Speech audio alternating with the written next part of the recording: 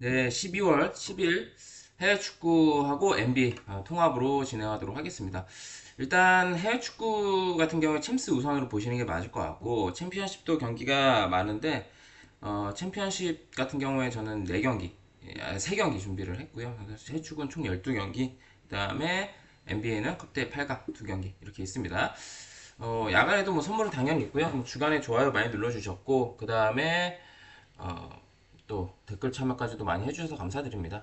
제가 뭐 이런 것들을 뭐 강요하거나 이런 건 아닌데 어쨌든 여러분들이 제 의도를 알아주신 걸로 생각을 하겠습니다. 그래서 제가 아무 조건 없이 선물을 공유해드리고 또 최대한 많이 맞출 수 있도록 노력을 하고 있으니까 물론 이제 회원분들한테 가장 좋은 성적을 보여드리는 게 맞습니다. 회원분들한테도 최근에 많이 이제 머리 숙여서 사과도 드렸고 어제 하루 통으로 한 번씩 오랜만에 쉬기도 했고 그래서 일단 오늘도 선물은 있고요.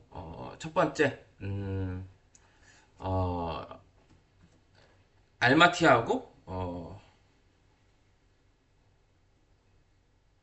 알마티하고 올림피아코스부터 가도록 하겠습니다. 제일 먼저 하는 경기라서 이 경기는 뭐 굳이 뭐 가야 될까 싶어요. 사실 전력에서는 올림피아코스가 더 나은 것도 있고, 그 다음에 저배당을 받고 정배를 받았는데 뭐 1.37에 대한 메리트가 있는지에 대해서 모르겠어요. 그래서 이거는 제가 봤을 때는 둘 다 이겨야 되는 경기니까 그냥 오버만 보시는 게 어떨까 싶어요. 2.5기도 하고. 일단 부상자를 언급을 드리면 이거는 저는 안 갈 거예요. 일찍 하는 경기인데 뭐 굳이 이거 갔다가 뭐 오버를 갔든 올림피아를 갔든 틀리면 이 자정이 12시 반에 하는 건데. 그래서 이거는 뭐 자르스키 키퍼 불투명한 거, 수비 쪽에 허리라인제 아리드 불투명한 거, 또 사트 파이프 빠지는 거 고려해 봤을 때 뭐 올림피아하우스도 수비 쪽에 전력 누수가 있기 때문에 이거는 그냥 오버만 보고 치우시는 게 가장 낫고 중배당이나 고배당 쪽에 빼시는 게 저는 나아 보입니다. 그 다음에 이제 미네랄하고 스포르팅으로 가겠습니다.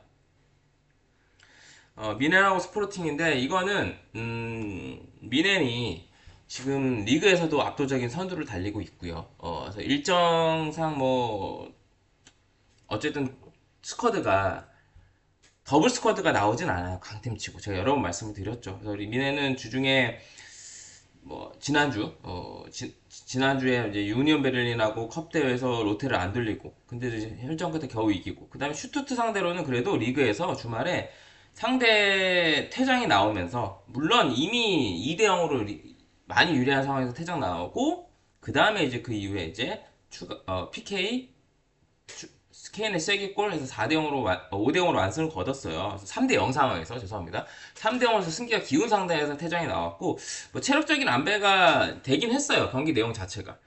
그래서 이제 이 경기가 있고 이 경기 다음에 이제 감독이 이제 바뀌었죠. 마인츠가 드디어. 그래서 마인츠하고 이제 다음 주말 리그 경기가 있어요. 그래서 이거는 콤파니 감독 마음이에요. 어떻게 로테이션을 갈지. 리그나 챔스나 다 여유가 있단 말이에요. 그래서 지금 챔스도 미넨 같은 경우에는 3위고 아스날이 독주하고 있는 상황에서 로테이션 돌릴지 주전 쓸지는 모르겠지만 지난 슈투트와의 경기에서는 잭슨이 선발로 나왔어요. 로테를 돌리긴 했습니다. 이날 이날 뭐 케인이 빠졌고 뭐 로테를 크게 돌린 건 아닙니다. 일정 부분 로테를 좀 돌렸어요. 그래서 아마 제가 봤을 때는 이 경기의 주전을 좀 쓰고 주말 마인츠전에 로테를 좀 돌릴 수도 있지 않을까라는 제 뇌피셜은 있습니다. 지금 콤파니 감독이 지금 선수 기용하는 거 봤을 때 스포르팅 뭐 같은 경우에는 루이지 드아지가 빠지는 건 좀 아쉽고요. 미네는 지금 수비 쪽에 이나시오 불투명, 뭐 바기아디스 불투명, 그다음에 데바스트 불투명, 그다음에 카타모리나의 불투명. 무엇보다 확실히 빠지는 거는 앞쪽에 곤잘베스, 그다음에 트링캉, 그다음에 켄다. 공격에 좀 중요한 선수들이 좀 빠집니다.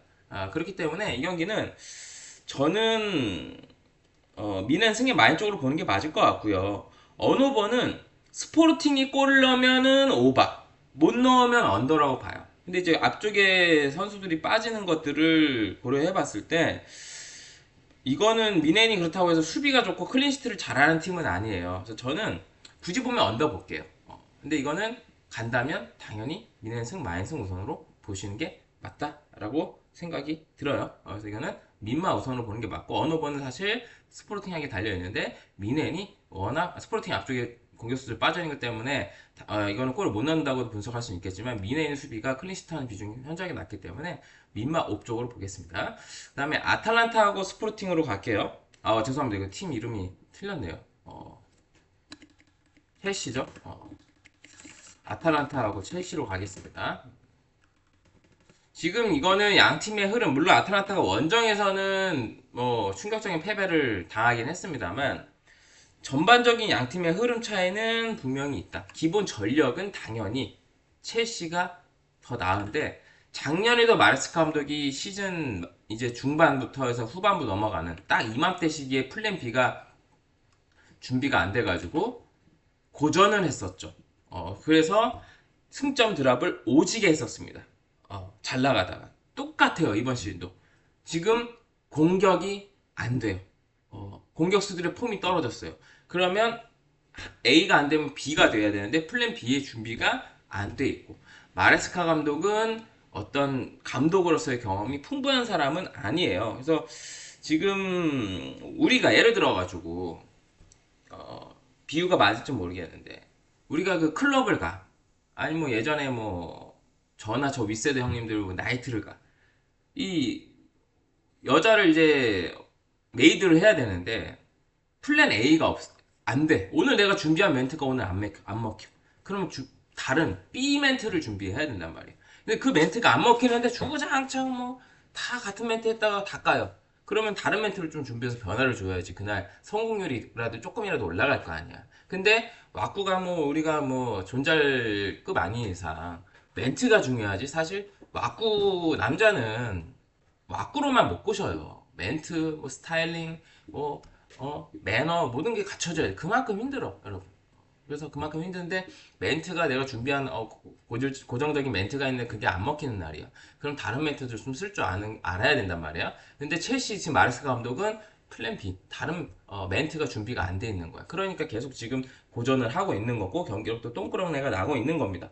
그래서 아스날하고 경기할 때는 잘했지만 지금 리즈, 본머스 원정, 또 아탈 원정이면 또 3연속 원정길에 지금 아탈란타는 그래도 홈에서 공격 전개가 잘 되거든요. 그래서 다행인 거는 이제 델랍, 졸라게 못하고 있는 델랍이 빠지고 파머도 빠지긴 합니다. 그래서 그렇긴 한데 지금 아탈란타는 제가 직전 베로나 원정에서 질 수는 있어도 그렇게 지는 건 조금 충격이었고, 뭐 슬레만의 말고는 빠진 자원이 없는 가운데서 홈에서의 공격 전개나 이런 것들은 괜찮은 모습들이 제노와의 코파 이탈리아 컵 대회에서 16강에서 피오렌티나의 경기에서 그리고 챔피언스리그 프랑크푸르트 원정에서 보여줬습니다. 그래서 저는 이 경기는 오바, 그 다음에 아탈란타 프렌 쪽으로 볼게요. 그래서 물론 전력에서 앞서고 첼시가 유리한 것도 다 맞습니다만 최근의 흐름 계속되는 원정 연전에서는 첼시가 직전 본머스전, 그 다음에 리즈 유나이티드 전, 이 두 경기에서의 체력 소모가 아탈란타가 주중에 컵 대회 치렀고 베로나 원정 치렀을 때 경기력 체력 이슈보다 더 있다라고 생각이 들어요. 그래서 이거는 아탈란타 프렌이나 오버 쪽으로 보시는 게 맞지 않을까라고 생각이 들고, 이 경기는 해외에서는 언더 많이 보는 경우도 꽤 있고요. 첼시가 이긴다고 보는 쪽도 꽤 있긴 해요. 어렵긴 하지만 저는 그래도 최근 경기력 보고 가겠습니다. 전력 안 보고 아탈란타 프렌 오버 볼게요. 그 다음 바르셀로나하고 프랑크푸르트입니다.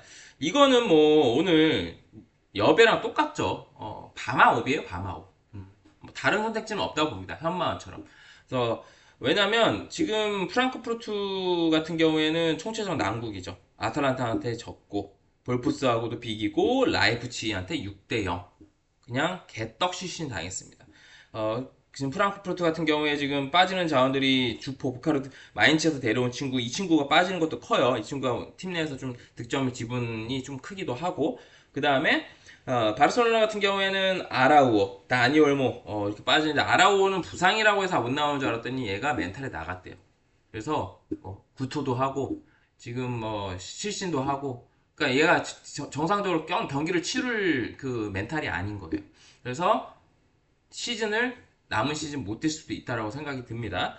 그거 말고는 없고, 바르셀로나 같은 경우에는 실점을 좀 하긴 했습니다. 베티스전에서 5대3으로 확실히 하피냐 돌아오고 나서의 공격진들의 폼은 문제가 없다. 그래서 이거는 뭐 예전에 유로파 시절에 오래전에 프랑크푸르트한테 좀 고생을 하긴 했습니다만 3년 전에 바르셀로나하고 지금하고 다르고 무엇보다 프랑크푸르트는 원래도 수비가 안 좋은 팀인데 지금 공격도 안 된다. 그래서 이거는 바르셀로나 승에 마엔에 3.5바까지 밤아올 봐야 되는 그런 경기라고 생각이 듭니다.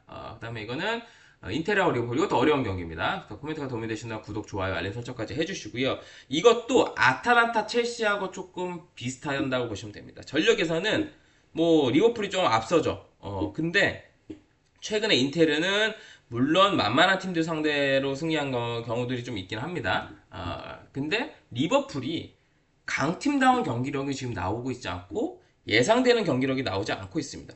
직전 리즈전에서도 사실 쉽게 가나 했어요. 에키티케 멀티골로.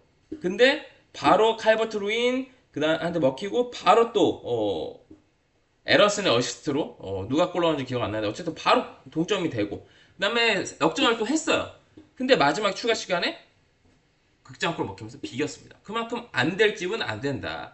또 뭐 인테르가 지금 아칸지가 불투명한 거, 둠프리스 못 나오는 거 뭐 이렇긴 합니다만 나머지 전력 누수는 없고 리버풀은 프림퐁이 여전히 못 나오는 것도 저는 크다고 봅니다. 특히 공격하는 데 있어서. 그 다음에 학포 못 나오고요. 그 다음에 키에사는 좀 기회를 줘야 되는데 무슨 미온털이 박혔는지 기회를 너무 안 주고. 그 다음에 살라는 지금 살라가 너무 못하잖아요 이번 시즌. 에이징 커브가 시게 왔고 지난 시즌 하반기부터 조금 느껴졌는데 92년생이면 사실 더 이상 빅리그에서는 뛰기 힘든 나이긴 해요. 근데 작년에 너무 잘했잖아요 사실. 한 시즌 한 절반 이상을 잘했단 말이에요. 그런데 지금 이번 시즌에 이제 아프리카 네이션스컵도 이제 나가고 제가 봤을 때는 살라가 겨울 이적 시장 안에는 사우디 쪽으로 갈 가능성이 있지 않을까라고 생각이 들고 마음도 떴고 물론 이 해준 거를 생각하면은 주전을 써야 되는 거 맞지만 썼지만 더럽게 못했잖아요. 수비 가담도 안 해, 공격도 안 돼, 턴오버도 많아. 근데도 욕먹으면서 슬롯이 썼단 말이에요. 근데도 하도 안 되니까 뺐어요. 벤치로 몇 경기. 그러니까 얘가 불만을 SNS인가요? 아니면 인터뷰로 했나? 하여튼 불만을 토로를 했습니다. 그래서 지금 많은 비난을 받고 있어요. 그래서 살라는 리버풀에 해준 거 많은 거 인정입니다. 근데 어떤 이 대응이 너무 미숙했다. 그래서 살라는 지금 명단 제외가 됐어요. 팀 분위기 썩창, 그 다음에 슬롯 감독도 지금 비르치 활용 못한다고 욕먹고 있고 비르치도 공격 포인트 어시스트 단 하나. 그리고 뭐 전체적으로 팀이 흔들리고 있고 거기다가 센터백은 코나테 반다이크로 가기에는 벅차죠. 3옵션에 4옵션 든든한 애들이 없어요. 그렇다 보니까 이 경기는 인테르 쪽으로 당이 빠지는 거 이해간다. 걸리는 거는 인테르가 어떤 강팀과의 매치업에서 또 어떤 키부 감독이 어떤 전술 싸움이나 어떤 결과물, 내용, 경기력 이런 것들이 좀 잘 나오지 않고 있는 거는 사실이에요. 꼬마 원정에서도 역전패는 아니죠. 극장골 먹히면서 졌고 AC 밀란과 리그 경기에서도 홈인데도 물론 이건 둘 다 같은 홈이지만 더비에서 졌고 그 다음에 나폴리 원정에서도 깨졌고 그나마 이제 로마 잡은 거 최근에 그 정도 말고는 없고 강팀과의 경기에서 뭐 유벤투스 원정에서도 3대4로 치고 강팀 경기력이 좀 나쁘다는 게 좀 걸리긴 하지만 그래도 이거는 인테르를 보긴 합니다. 그리고 저는 오버가 조금 더 나아 보입니다. 양팀의 어떤 공격력은 문제가 없고 인테르도 강팀, 좀 공격력이 괜찮은 팀 상대로는 클린시트 경기가 없다는 걸 봤을 땐 이건 인테르 승의 다득점이지만 다득점 좀 더 낮고 오늘의 선물은 인테르 오빠입니다. 참고하시면 될 것 같아요. 코멘트 도움되시는 구독, 좋아요, 알림 설정까지 해주시고요. 그 다음 모나코하고 갈라타사라이로 가도록 하겠습니다. 이 경기는 좀 어려워요. 어렵다고 말씀드렸던 오늘 소노 경기처럼 이것도 어려워요. 그래서 이거는 심플하게 가겠습니다. 모나코 승 3.5 언더. 모나코 승이 좀 더 나은 것 같고 왜냐면 갈라타사라이가 지금 부상이 너무나 많아요. 그리고 모나코 홈에서 보여주는 경기력은 준수하고 마비사나 에릭다이어가 여전히 못 나오지만 얘는 못 나오는 상황에서 어쨌든 점점 그래도 홈에서만큼은 또 수비적인 면에서는 레 먼저 뭐 랑스랑 했을 때 대량 시점하긴 했습니다만 지금 갈라타사라의 어떤 부상자들은 그다음 최근 경기력을 봤을 땐 그래도 괜찮다고 보고요. 다만 발로군이 불투명하고 뭐 파티 못 나오고 뭐 이렇게 공격적으로도 조금 결장 이슈가 있긴 해요. 근데 갈라타사라이가 지금 빠지는 자원들이 너무 많아요. 신고, 모나코에서 했던 신고, 엘마리, 뭐 중요한 애는 아닌데 우나이, 카라타스, 거기다가 허리나 램이나 그다음에 이렇게 공격은 빠지는 자원이 없지만 허리나 수비 쪽에 빠지는 자원이 갈라타사라이 워낙 많습니다. 그래서 이거는 어렵고 메인으로 갈 경기는 전혀 아니지만 모나코 승의 3.5 언더 쪽을 보는 게 저는 맞다라고 생각이 드네요. 그 다음에 에인트호벤하고 아틀레티코 마드리드로 가겠습니다. 이것도 좀 어려워요. 왜냐하면 호번이 더럽게 못하고 있었단 말이에요. 근데 챔스에서 그래도 뭐 리버풀도 잡고 뭐 최근에 리그도 폼도 올라와 있고 최근에 뭐 괜찮아요. 꼬마는 바르셀로나 원정, 빌바오 원정, 또 호번 원정까지 살면서 원정길입니다. 그리고 지금 호번은 뭐 반보맨이나 플레아 이렇게 못 나온 애들 있지만 플레아는 못 나온 시즌 초에 부상당했기 때문에 지금 뭐 딱히 부상자는 없어요. 그리고 이제 이 꼬마가 랑글레, 히메네즈, 요렌테 이렇게 못 나오고 앞쪽에서 바에나까지 못 나오기 때문에 결장 이슈는 꼬마가 더 있다. 전력에서는 당연히 꼬마가 7대3 이상 앞섭니다. 근데 일정, 그 다음에 호번의 최근 폼을 봤을 땐 이것도 메인으로 가긴 부담스럽지만 저는 호번 프렌의 3.5버 역배 쪽으로 한번 방향성을 잡아보도록 하겠습니다. 그 다음 토트넘하고 슬라비아 프라. 이거는 우리 토트넘이 오늘 우리 토트넘이 아니죠. 제가 아스날 팬인데 토트넘이 우리 손흥민 제가 꼬였어요. 우리 손흥민인데 벽화 작업도 손흥민이 인사하기 전 홈팬들 앞에서 완료하는 게 목표고 그 벽화도 손흥민이 초이스를 했고 그래서 이제 홈팬들 앞에서 인사를 하는데 토트넘이 뭐 일관된 경기력도 보여주지 못하고 0.3이라는 메리트가 있는지에 물어보시면 좀 물음표긴 합니다. 토트넘이 그래도 어쨌든 브렌트포드전에서 2대0으로 승리를 했고 뉴캐슬 원정에서도 사실 볼록성이 좀 있긴 했었지만 어쨌든 수비수 로메로가 멀티골 넣으면서 2대2도 만들었습니다. 그래서 안 좋았던 분위기는 끊어냈다. 그리고 슬라비아 프라 상대로 뭐 우도기가 못 나오는 것들, 브렌넌 조스 불투명 뭐 이렇긴 합니다만 지금 슬라비아 프라 부상 이슈가 더 많아요. 수비 쪽에 즈무르 졸리 못 나오는 거, 허리라인 돌린가요? 얘도 불투명하고 그다음 앞쪽에 토마스 초리도 불투명하고 그래서 결장 이슈가 많은 건 아니지만 어쨌든 토트넘보다 많은 건 슬라비아 프라하고 슬라비아 프라가 지금 보여주고 있는 챔피언스리그에서 저질 같은 득점력 지금 빌바오하고 비긴 거 빌바오 못해서 비긴 거고요. 그 다음에 아스날한테 홈에서 0대3으로 지고 그 다음에 아탈란타랑 비긴 것도 아탈란타가 더럽게 못했었어요 이때 그 이반 유리시 감독 있을 때 그리고 인테르 원정에서도 0대3으로 깨지고 뭐 그나마 이제 승점 딴 거는 이제 슬라비아 프라가 홈에서 보데그림트하고 2대2 난타전 끝에 무승부 거둔 거 아탈란타 원정에서 비긴 거 이게 딱 그 무승부 또 하나 또 무승부가 그 빌바오 이렇게 상대가 좀 못한 것도 있어요. 근데 토트넘도 뭐 그렇게 잘한다고 보기는 어렵지만 어쨌든 홈이고 분위기 전환을 좀 일정 부분 했고 또 토트넘 손흥민이 또 홈에서 인사를 마지막 홈에들 하면서 하는 거 이런 것까지 다 겹친다면 이건 토트넘 승의 마인에 저는 언더 봅니다. 왜냐하면 슬라비아 프라의 어떤 득점력을 감안해 봤을 때 토트넘이 혼자 3골 넣는 건 좀 쉽지는 않을 것 같아요. 토트넘도 다음 일정 노팅엄과의 주말 경기 일정을 생각한다면 뭐 경기 운영도 좀 1대0, 2대0에서 마무리 잘 하지 않을까 싶어요. 무리한 경기 운영을 해서 실점할 리스크가 있는 경기 운영을 하지 않을 것 같아요. 체력 안배, 다음 리그 경기 준비도 하지 않을까.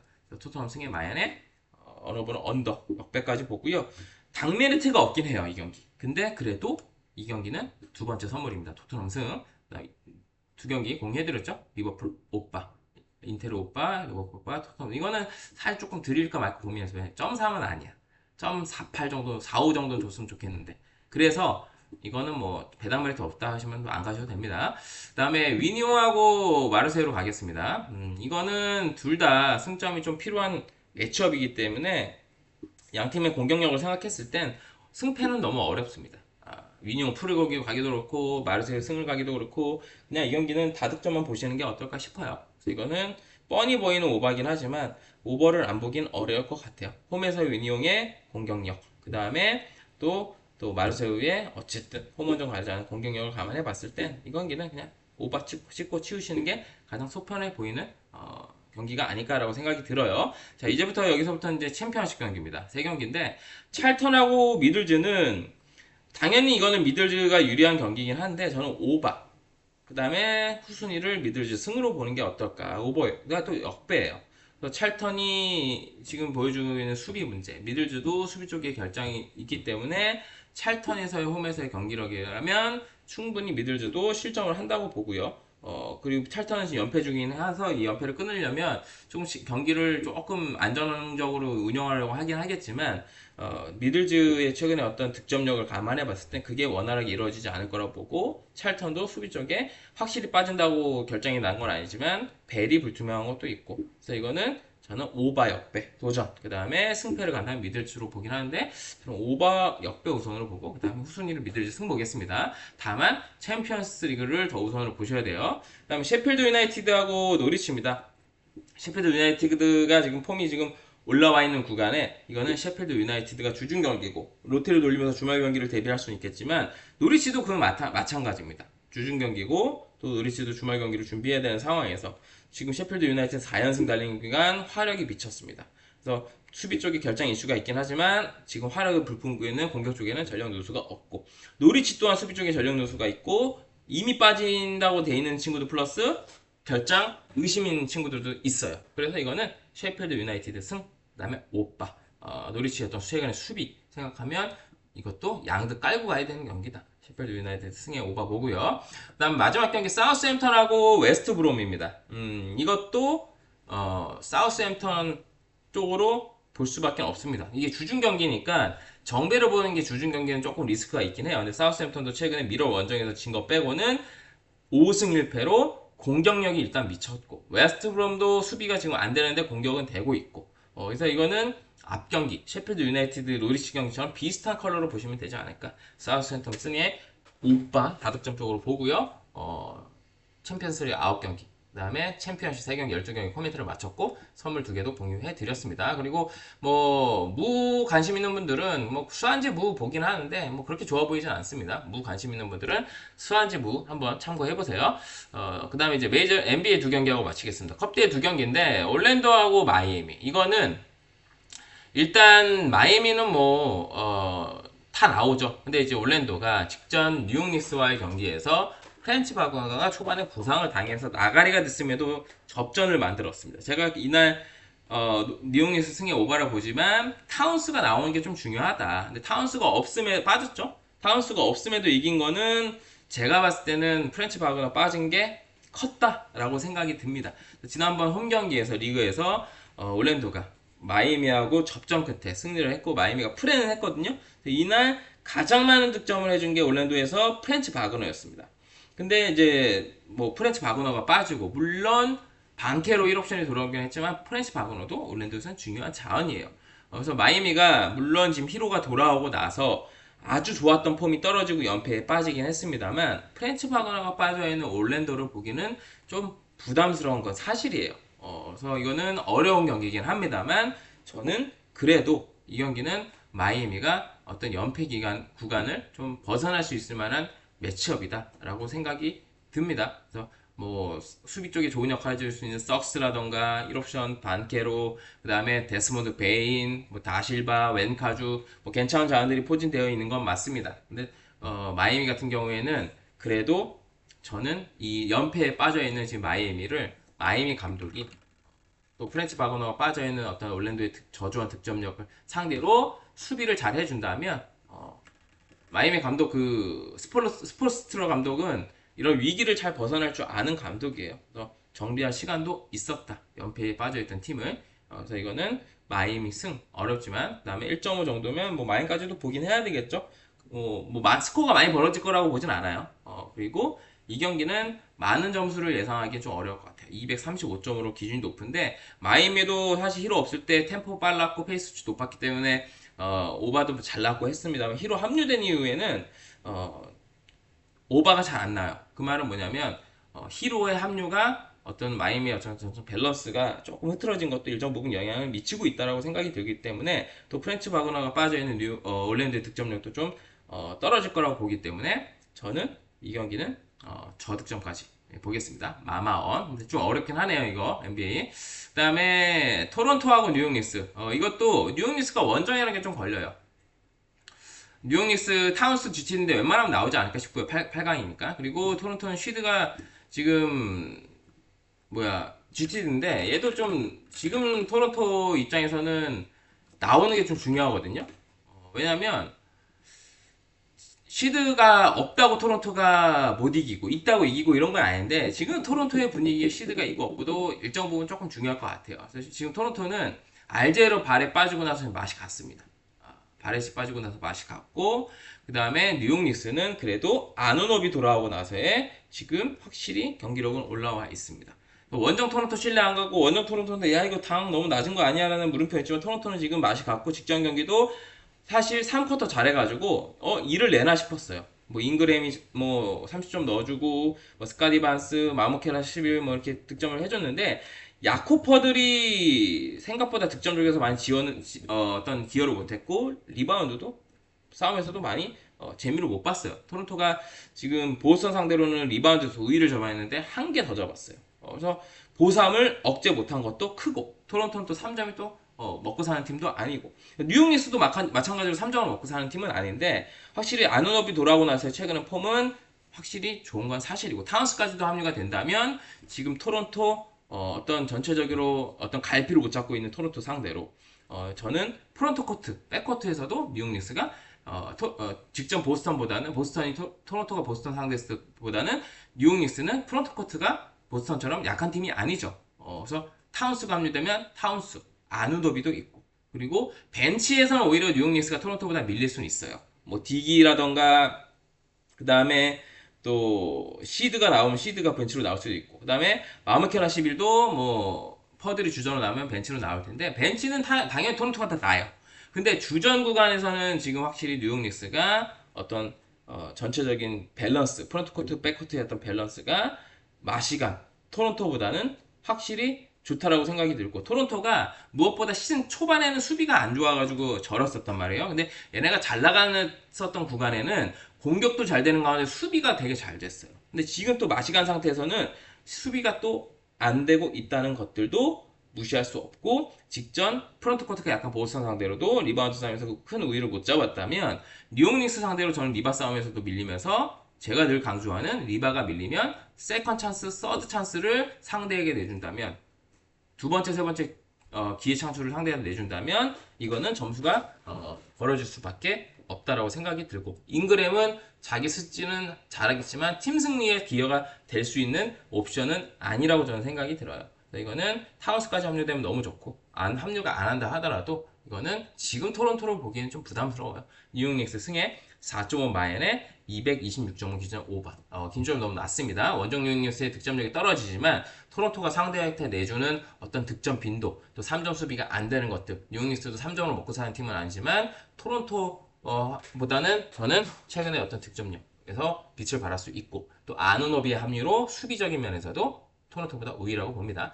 배당이 아쉽긴 해요. 일반승이 너무 저는 한 0.45는 줘야 된다고 봤는데 토트넘 경기도 그렇고 이 경기도 그렇고 당이 좀 아쉽긴 해요. 그래서 닉마웃 보고 마마언 보고 NBA까지 코멘트를 마쳤습니다. 선물 공유해드렸고요.